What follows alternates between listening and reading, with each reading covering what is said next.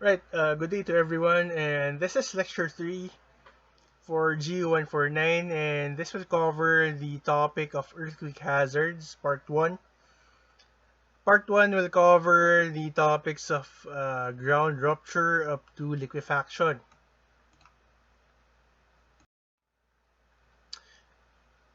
Right, let's start with, surface rupture.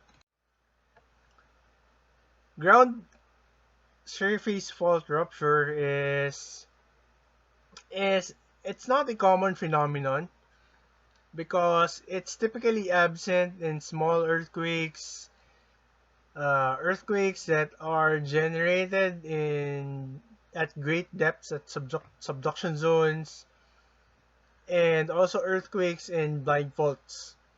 Okay, so these ground ruptures occur when your earthquakes are shallow. Okay, and they're not really that super common. And just to define, fault displacement is or involves relative movement on the two sides of a fault. Now, one of the largest vertical displacement recorded is from the Assam earthquake, which is around an area near is an area in India in 1897, and it registered a vertical offset of 11 meters. For reference, in Bohol, their largest vertical offset was around 5 meters. Okay. Now, in terms of length, the one of the longest surface faulting measured is in the 1964 Alaska earthquake, which is estimated to be between 600 to 720 kilometers. Okay? For reference, this is more than half of the length of the Philippine fault zone. Okay?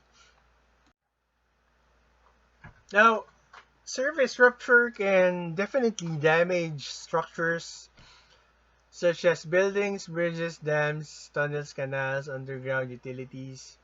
Okay, so basically, any structure which is traversed by the surface rupture will definitely be damaged.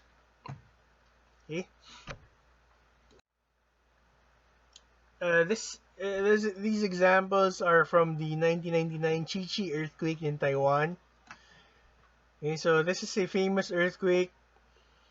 I remember back in 2010, I was attending a conference, an APEC conference about geohazards, and I was in Taiwan back then. So 2010, and they were still talking about this earthquake, okay, that happened like almost 11 years prior to that conference. Okay, and they actually have a good reason because they have a lot of good examples here of ground rupture. So you have here dam failure, right? So your original fences are supposed to be like this, but due to offset or fault offset, this part of the dam just collapsed, and you get some leakage of the dam, and it failed. You also have like facilities damage. So this is a track and field. This is supposed to be a track and field, but now it turned into a long jump course because you have a huge vertical displacement in your track and field area. Building damage. This is a nice example of what happened here is the ground was squeezed together. So there was a squeezing here, so the ground in this part was compressed. And what happened is that the structures were pinched out. Okay, so the ground was pinched together, and the structures just bulged out like this. Okay. You also have bridge damage due to fault rupture. Okay. Also embankment damage. So this is your original embankment, and the rupture was somewhere in this area. Okay. Also, you have road damage, and you can see the offset in here. And you have a clear offset, and scooter from Taiwan. And then let's talk about regional subsidence. Okay, so in addition to surface fault rupture, okay, you can also get uplifting or regional subsidence, which especially can occur when your earthquakes are occurring on a continent-continent collision setting. Although they can of course occur in other earthquake settings. So this is from the Izmit earthquake in Turkey, the 1999 Izmit earthquake, sorry, which is or was generated by strike slip faulting. Okay, so probably there was a transpressional step. Okay, probably the stepping in the fault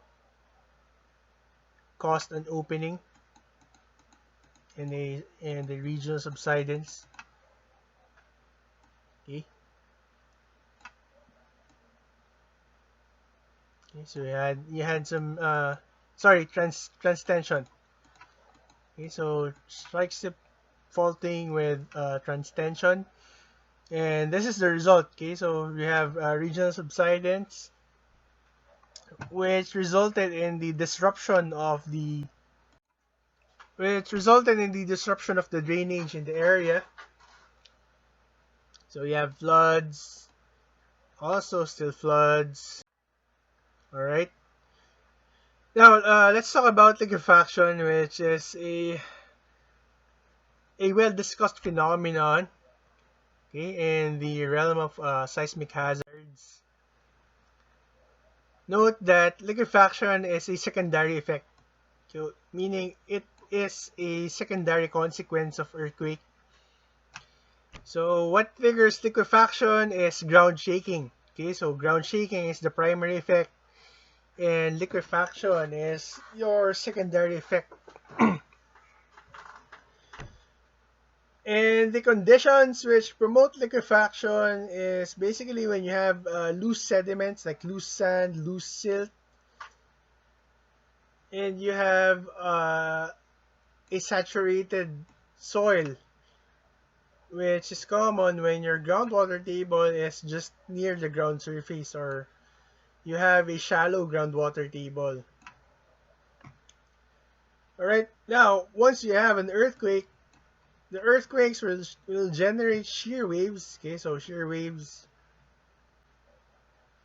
okay, your up and down movement, those are shear waves.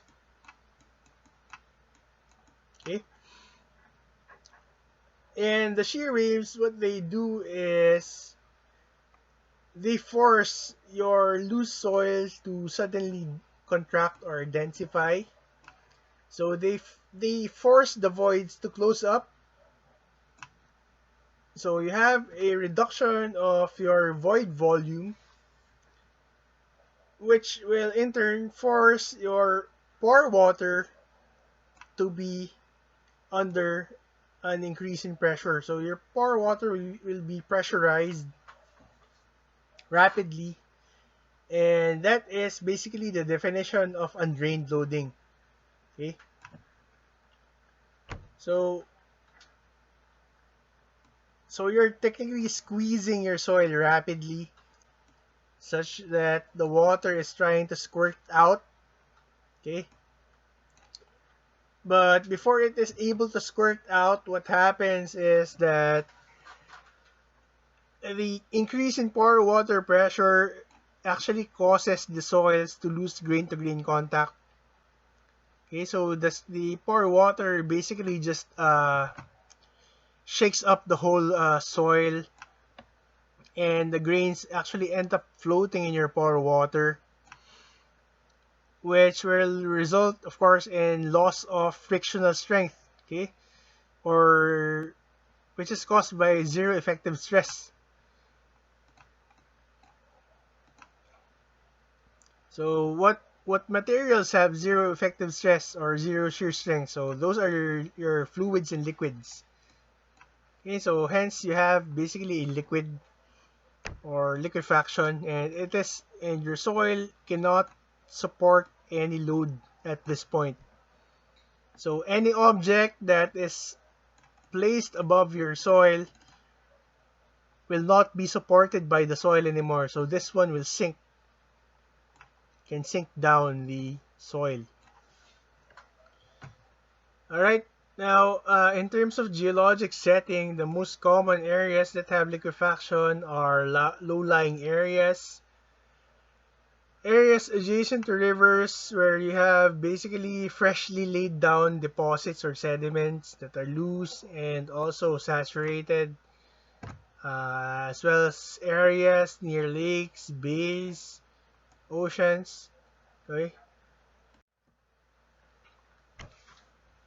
And one of the symptoms, or actually the consequences of liquefaction, are your sand boils.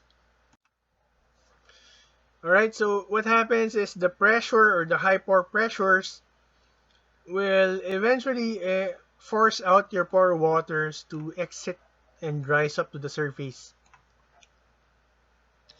Alright, so this is a photo of a sand boil. It's not so clear, but this is your sand boil. Okay, so it actually looks like a volcanic crater, but a miniature volcanic crater.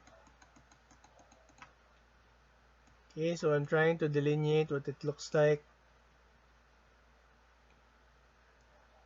It looks quite kind of disgusting, but it looks like an asshole. But this is supposed to look like a sand boil.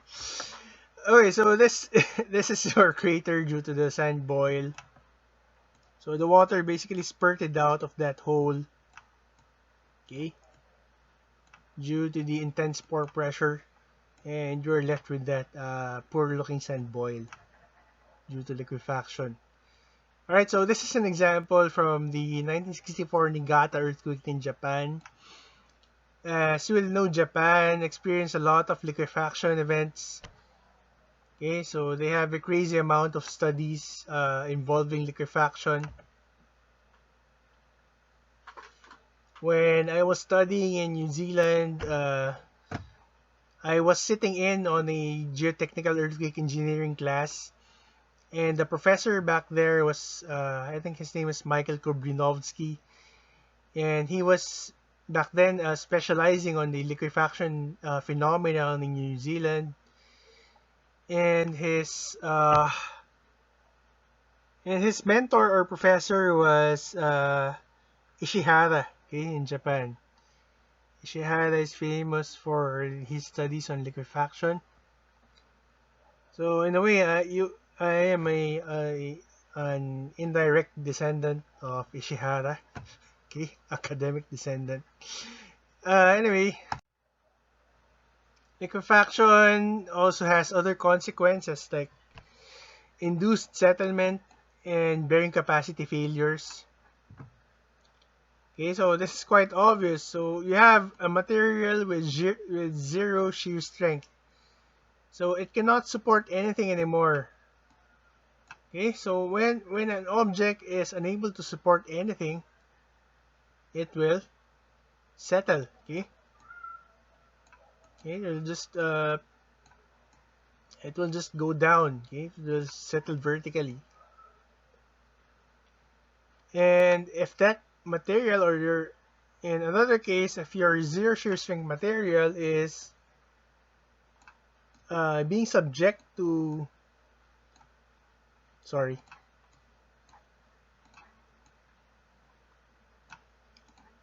in another case, if you have a material that is being subject to bearing capacity or shear stresses, okay, so let's say this is your building. It has a circular moment.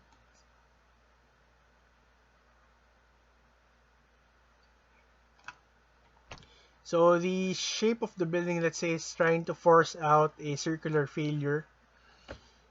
So what happens when you have liquefaction is that the resistance of this material just suddenly drops to zero. So as a consequence, this material can easily just fail under shearing.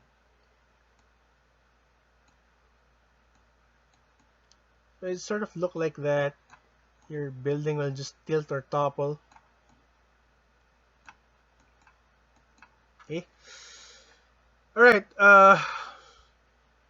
Now, in terms of consequences, when you have a near-surface liquefaction, many things can happen. If you have buried tanks or low-density objects like septic tanks. Okay, so as you may know, septic tanks are buried in the subsurface for good reasons, because they contain a lot of shit. Now, when you have liquefaction, your septic tank is basically a low-density object. What happens is it will just float to the surface, and you will have a tank that is full of shit and is exposed to the surface, and of course it will stink. Okay, so that's one of the disgusting consequences of liquefaction. Another consequence is when you have dense objects like buildings, bridges, and so on. What happens is they will just sink or settle in the liquefied soil, or they can also tilt. Okay. Now, when you have liquefaction in an area where you have a open area like a river or coast, what happens is that the liquefied ground can sort of spill over to that open area or flow to that open area. All right, and you can get some sort of localized lateral spreading. Okay, so there are many types of lateral spreading due to liquefaction, and I will be discussing that later on. All right.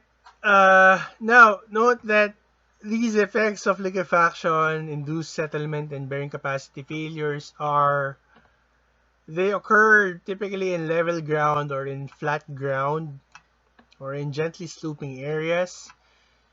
And they are mainly driven by the loss of shear strength of the soil.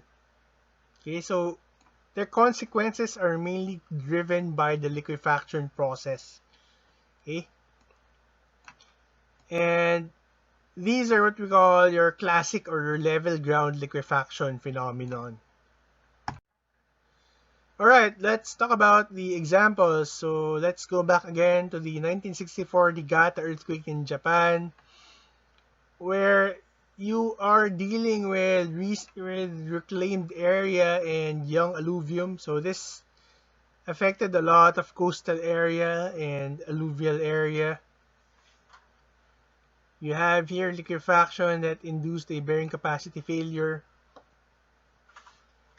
Okay, so you have here a building that completely tilted and collapsed, and you have some buildings that just tilted out, like they are relaxing or meditating. So anyway, so let's zoom into this part.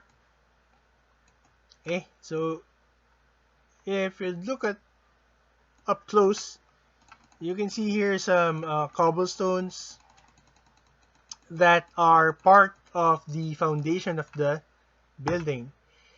And another striking feature here is that the building is still solid. It's still intact. Okay, it's still it's relatively not damaged. Okay, so the structure is relatively untouched. Okay, but what happened is it just tilted and collapsed, or it tilted and failed eventually. Okay, so what happened here is that the liquefied soil just allowed the building to collapse or tilt. It just tilted until it completely failed. Okay. Now, these are lesser examples. So the building did not completely fail, or the foundation did not completely fail, but it still tilted, okay, by a rather significant amount. Okay, so that is tilting and settlement. But note that they did not yet fail completely. So it's not yet a bearing capacity failure. Okay, you get a bearing capacity failure when the structure completely tips over or gets detached from the foundation. Now, you also have localized lateral spreading due to liquefaction. As you can see here, you have a bridge that basically was collapsed like a house of cards. So what happened here is that the bridge piers just moved laterally until the spans of the bridge just tipped over like a house of cards. So if this is your bridge span, okay, so basically these are your bridge piers that are supporting the spans.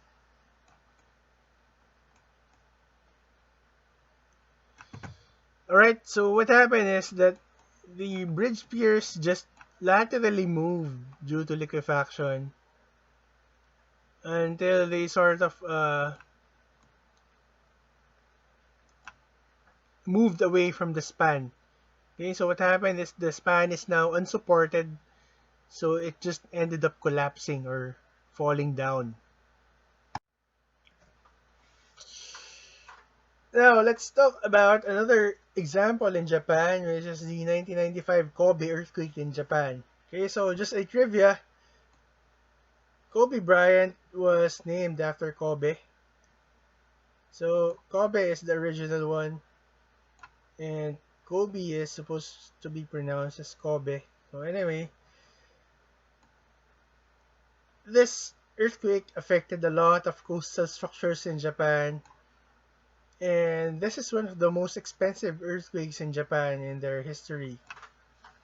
They had billions of dollars in damage. Alright, so you had signed boils, liquefaction settlement. You also have here an example of a sea. So this is a seawall. Okay, so the idea here is you have a seawall. You have your sea. And the original land area was somewhere around here. And what they did is they placed some fill or reclamation. So they just reclaimed this area. But when the earthquake happened, what happened is that the underlying soil underlying the wall liquefied. So the wall basically just moved laterally. Alright, so it moved laterally here. And what happened in the reclamation is that they also was sort of, they got stretched out. So they also spread laterally and they underwent some form of settlement.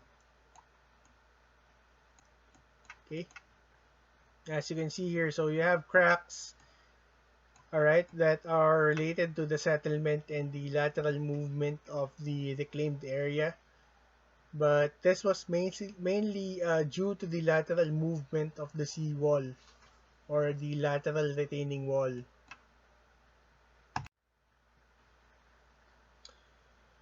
Alright, a few more photos of the same phenomenon. So you have here a retaining wall that just moved laterally.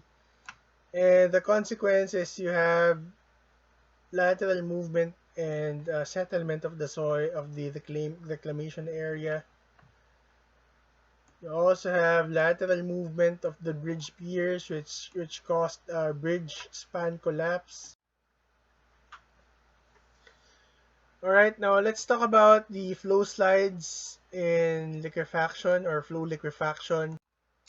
Now, flow slides, unlike in liquefaction-induced settlement or liquefaction-induced lateral spreading, flow slides are a different animal in a sense that they are driven equally by the liquefaction and by the existing shear stresses. Okay, so this is a 1+1 event. Okay, so you have liquefaction plus you have your shear loads. Okay, for example, an embankment dam. Okay, So embankment dam has water behind it, and it's also a massive structure. So your embankment dam is subject to a lot of different forms of shear stresses. So one, it is being pushed laterally by the water behind it. Second is it can also undergo failure due to the height of the embankment.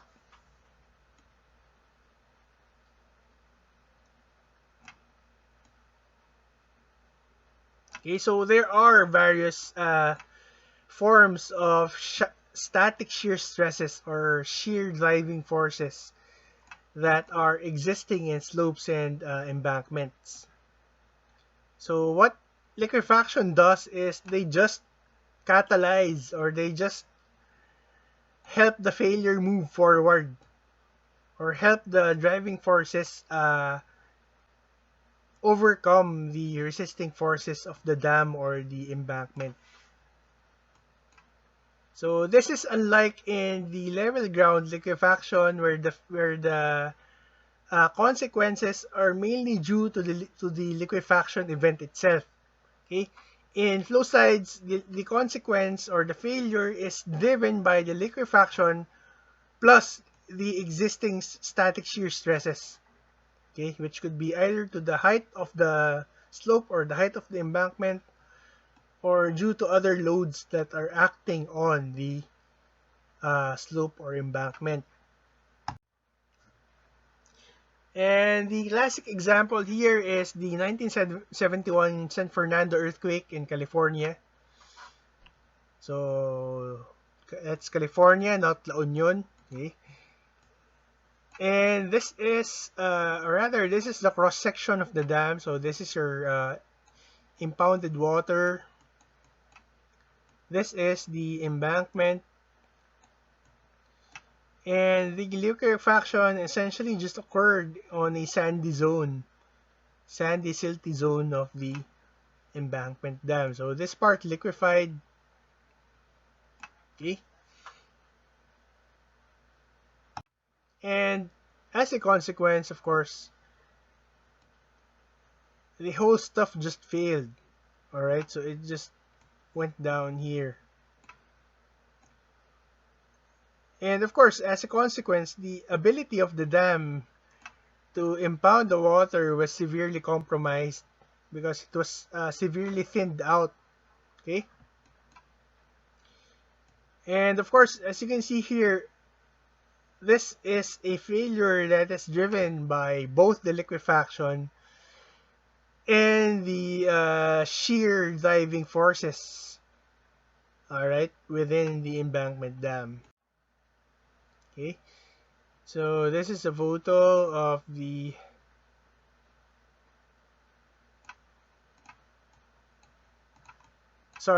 this is the main portion of the failed part.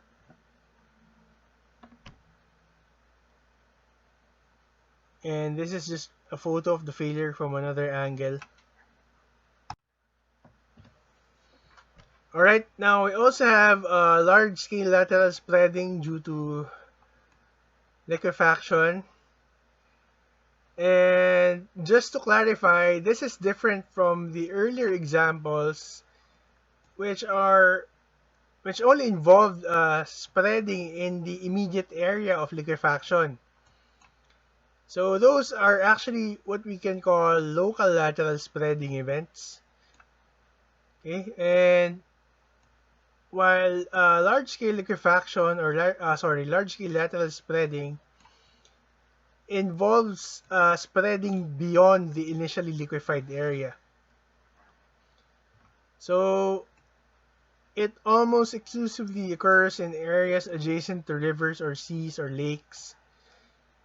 And what happens is you have initial liquefaction failure at the toe or the downslope portion of your area, and this initial failure will eventually propagate upward or upslope because the upper parts, what happens is when the toe fails, the upper parts also lose support, so they also undergo loss of stability, and they also end up failing.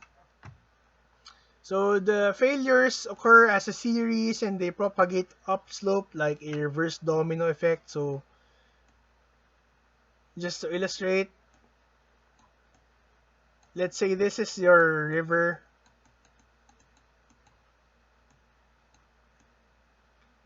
and you have your gently sloping ground. So this is generally good, gently sloping. Although in this part of the river, you might have a more or less slightly steep area. So what happens during the earthquake is that this part may initially fail.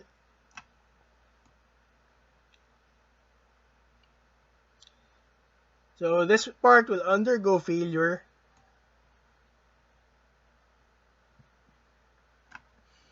And then after that, you have this part that is more or less that will lose support. So it lost some lateral confinement, and it also probably lost some toe support. So this one will also destabilize and also fail. And the same thing happens in the upper areas. So you just have a domino effect until it ends up affecting a large area. Okay. All right. So these are the examples. This is the 1989 La Loma Prieta earthquake in California. So you have your river here, and you have your initial failure here, which propagated and propagated and propagated and propagated until it affected a large area. You also have your 1964 Prince William Sound earthquake in Alaska. Sorry for the typo. Initial failure in here, secondary failures here, and here, and here. Alright. Alright, thanks for listening. For the next lecture, which is after the Holy Week, we will be discussing the part 2 of the seismic hazards. So for now, hope you enjoy the Holy Week. Alright, be sure to take a rest, relax. Alright, thanks for listening.